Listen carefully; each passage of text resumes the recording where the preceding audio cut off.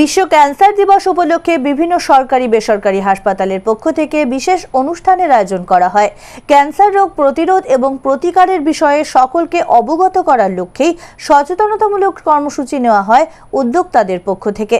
বিশ্ব ক্যান্সার দিবস উপলক্ষে hope and heal cancer hospital এবং রিসার্চ সেন্টারের পক্ষ থেকে বিশেষ অনুষ্ঠানের আয়োজন করা হয়। প্রথমে বাইক র্যালি, পরে রক্তদান শিবিরের আয়োজন করা হয় উদ্যোক্তাদের পক্ষ থেকে। এরপর ক্যান্সার বিশেষজ্ঞদের উপস্থিতিতে একটি আলোচনা সভার আয়োজন করা হয়, যেখানে ক্যান্সারে আক্রান্ত রোগী ও রোগীর পরিবার পরিজনদের ক্যান্সারের সঙ্গে লড়াই কিভাবে করতে হবে এবং ক্যান্সারকে কিভাবে জয় করতে হবে এই বিষয়ে আলোচনা করা হয়। এর পাশাপাশি ক্যান্সারকে জয় করেছেন যারা, তারা নিজেদের জীবনযুদ্ধের কথা সকলের সামনে তুলে ধরেন।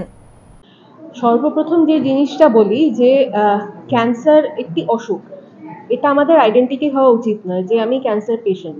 তো যে কোনো অন্য ধরনের অসুখ, যেমন ধরুন ম্যালেরিয়া হোক, ডেঙ্গু হোক, এরকম ধরনের অসুখ হিসেবে এটাকে আমাদের ট্রিট করতে হবে এবং মনোবলটা আনতে হবে যাতে আমরা ট্রিটমেন্টে এগিয়ে যেতে পারি। তো সর্বপ্রথম যেটা আসে যে কোনো ট্রিটমেন্টের ক্ষেত্রে, সেটা হচ্ছে গিয়ে প্রিভেনশন। আমাদের দেশে আমরা অনেক সময় বুঝতে পারি না, কিন্তু হেপাটাইটিসের ইনফেকশন কিন্তু কোয়াইট কমন, কারণ সর্বোপরি ব্লাড টেস্ট হয় না।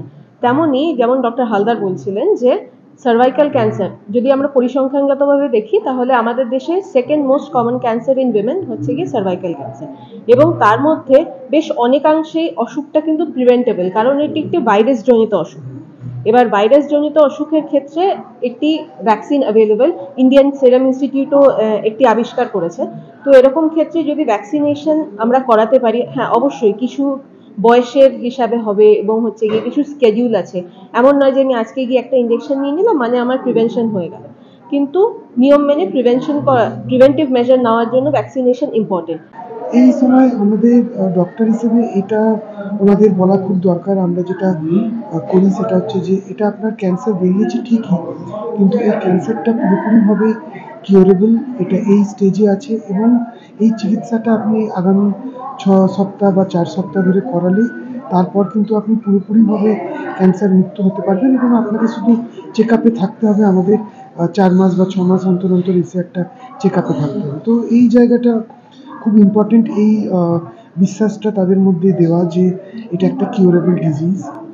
আর এটার মধ্যে যেটা আরেকটা জিনিস আমি লক্ষ্য করেছি চিকিৎসা করার সময়, সেটা হচ্ছে যে যদি একজন ব্রেস্ট ক্যান্সারের পেশেন্ট এলো এবং সেদিনই হয়তো আরেকজন ব্রেস্ট ক্যান্সারের পেশেন্ট এসছে যে হয়তো 1 বছর আগে তার অপারেশন হয়ে সে সুস্থ আছে, তখন আমরা অনেক সময় চেষ্টা করি তার সাথে তার একবার কথা বলিয়ে দেওয়া।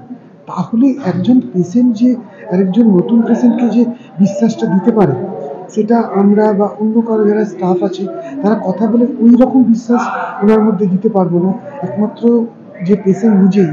সেই জন্য সেই দিক থেকে এই যে একটা যে কোনো ক্যান্সারে যে যারা ট্রিটমেন্ট হয়ে সুস্থ আছেন তাদের যে এই টিম এফার্টটা, এটা কিন্তু নতুন পেশেন্টের জন্য এবং অ্যাওয়ারনেস করার জন্য খুব গুরুত্বপূর্ণ।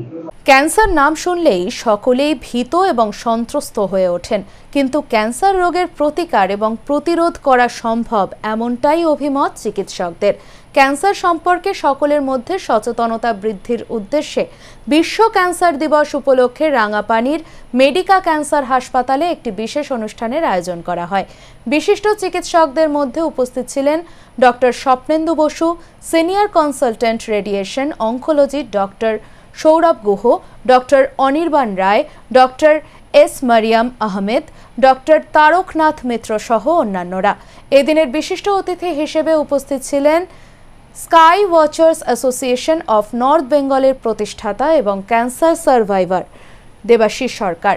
উপস্থিত বিশিষ্টজনেদের উত্তরীয় পরিয়ে সম্মানিত করা হয়। তারপর প্রদীপ প্রজ্বলনের মধ্যে দিয়ে অনুষ্ঠানের সূচনা হয়। যারা ক্যান্সার রোগের সঙ্গে লড়াইয়ে জয়ী হয়েছেন তারাও এদিনের অনুষ্ঠানে উপস্থিত থেকে নিজেদের জীবন যুদ্ধকে সকলের সামনে তুলে ধরেন।